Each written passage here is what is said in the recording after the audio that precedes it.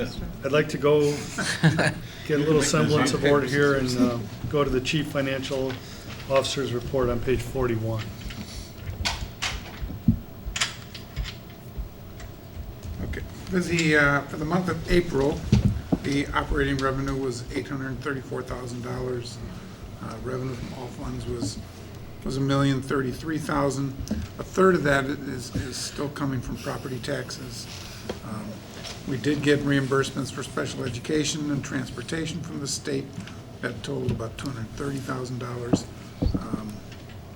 We are due one more reimbursement from the state on the special education. Hopefully we're going to get that in June.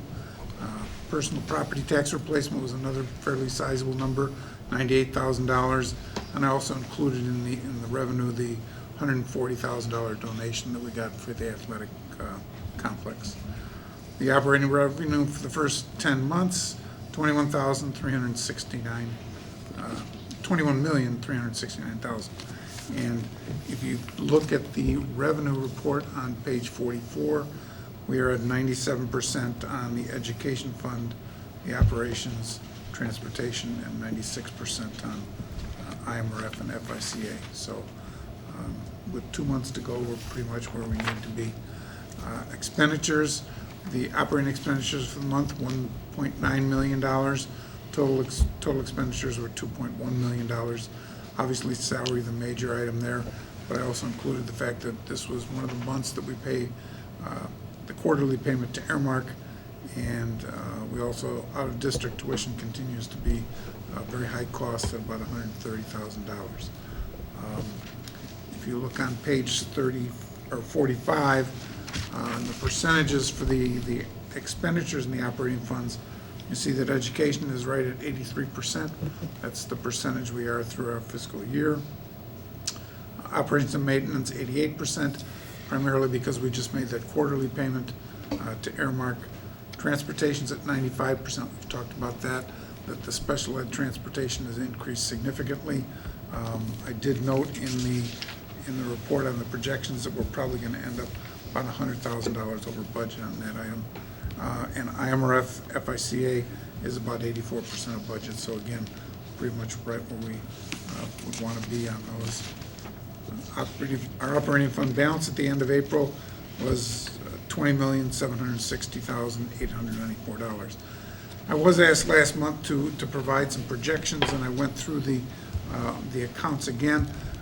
I think while we're going to end up under budget on the property tax collections possibly, I think that's going to be offset by the fact that we're going to come in under budget on tax refunds, which is positive for us, and we're going to come in over budget on registration fees, general state aid, and Title I, and a number of other items. We should come in right about what we budgeted, maybe a little slightly over. Some of that's dependent upon the state, whether we get all the final payments from the state in June. On the expenditures, even though transportation is going to be significantly over budget, I think that's going to be made up by some of the other items that are going to come into under budget, primarily in the operating expenditures, where we're going to come in. And on an overall basis in the operating funds, I think we'll end up right about at budget. Also included in the report the payments of the Township Treasurer's Office for the past 5 years. You can see in fiscal 2013, we went up from $54,000 to $80,000. That was the increase that was due to the accrued tax receipts. Then we dropped back down to $56,000 the following year, and up to $77,000 this year, which, as we talked about last month or at the last board meeting, was due to the receipt of the $8.9 million.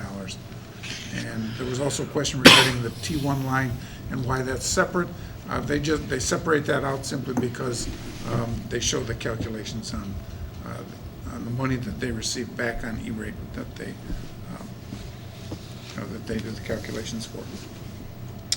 Several questions on the financials.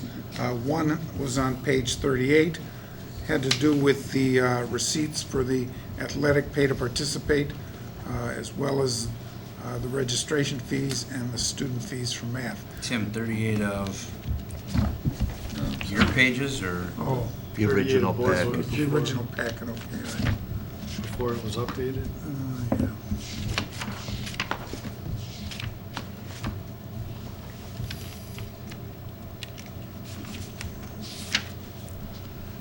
It's page 2 of this.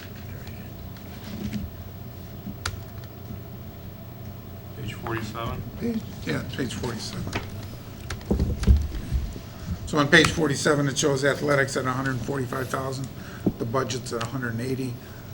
Registration fees are 298 versus a budget of 230. The question was, is there going to be another transfer out of registration fees? And the answer is yes, there'll be another transfer in May or June. The student fees for the math workbooks, we put those into the budget, but I think by the time they were approved, we hadn't put that into the student handbook, so we didn't collect those fees this year, but they will be collected next year. There was a question regarding the bond and interest levies. This would be on page... It's page 7 of that Yeah, document. Keep adding. Marion. It would be on page 52, or 52. Right, 52. 52, okay. You can see that the current, the budget for the current levy is $2,042,000. The budget for the prior year levy is $2,212,000. That should be reversed. The current year levy is always higher than the prior year levy. And I think the reason also that the bond and interest levy is consistently going over budget is because of the 5% that the county keeps adding. Did we ever get the answer to the other question, though, why it doesn't come out equal on? To, You were going to talk to the county treasurer and why there's variances between the funds on how he records the tax dollars we receive. the county treasurer sends the money to the township treasurer. The township treasurer splits the money that he receives into all the various funds. Okay. And he does it based on our levy. The bond and interest is separate because when we do our levy, we don't levy for bond and interest. It's already kind of levied by the county. And I think the difference is because we're adding 5% on bond and interest. We're not adding that percentage on the other funds. We're adding a percentage.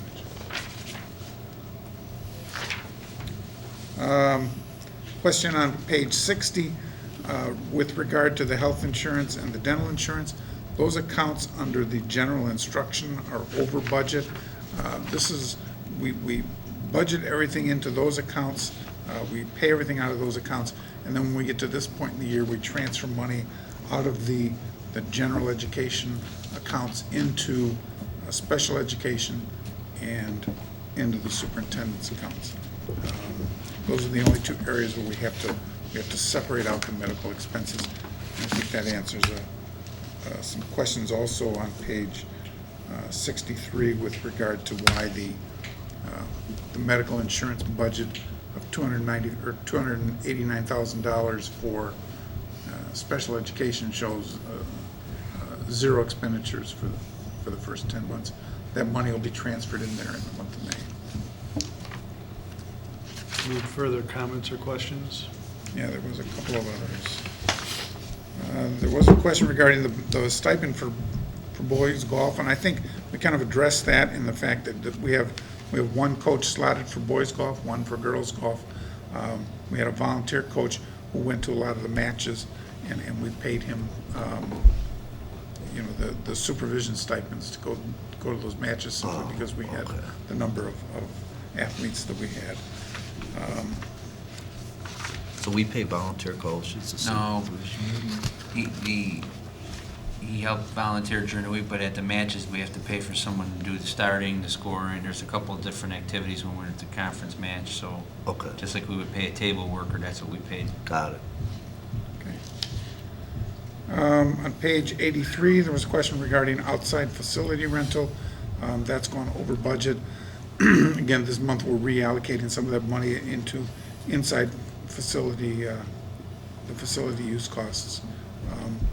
So that'll transfer into that other account.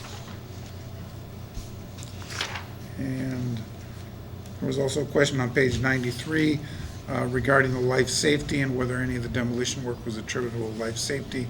And the answer to that is no, because the demolition work occurred before the amendments were submitted. That's a different question, though, isn't it? You need the amendments to fund them with life safety funds. But if our architect said the actual work was life safety, isn't the cost still a life safety cost? No. You have to get the The board. state approves it and doesn't care how you pay for it. Once you start to say you want to use life safety funds, you have to submit the amendment first. So- But I mean, we get credit for spending the money and And doing it. you can't pay yourself back out of life safety. I'm not, again, the stadium had to be torn down. Right. The tear down, because it was life safety issue, but the tear down cost isn't life safety because of how we file it with the state? Correct. When we filed it in October, it's fine. All that work was approved, all $9 million. Right. Every time you want to do something where you wanted to use life safety funds, you have to submit an amendment. So we would have had to submit an amendment before we did Yeah, it, but- so then we could apply life safety dollars to that 110,000. So you can only put something here they actually fund through life safety bonds? You don't put life safety costs that aren't funded through life safety bonds? Right, only thing that Right. goes in that column is life safety funds that are levied for separately, or are debt service separately. Unless he's taking a point of his percentage out of our annual levy every year and allotting it to that, which we do Yeah. not. We would have to issue bonds and put that money into the life safety fund before we can start making payments out of there.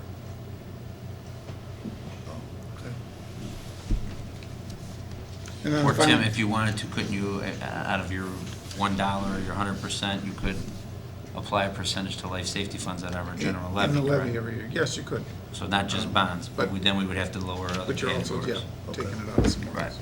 Thank you. And there was one other question on the activity accounts, the testing account still has a very high balance, and that's, we haven't been billed yet for the AP testing. Oh, So that'll bring that down significantly. That's all I have. That was the submitted questions. Any further comment or question on this one?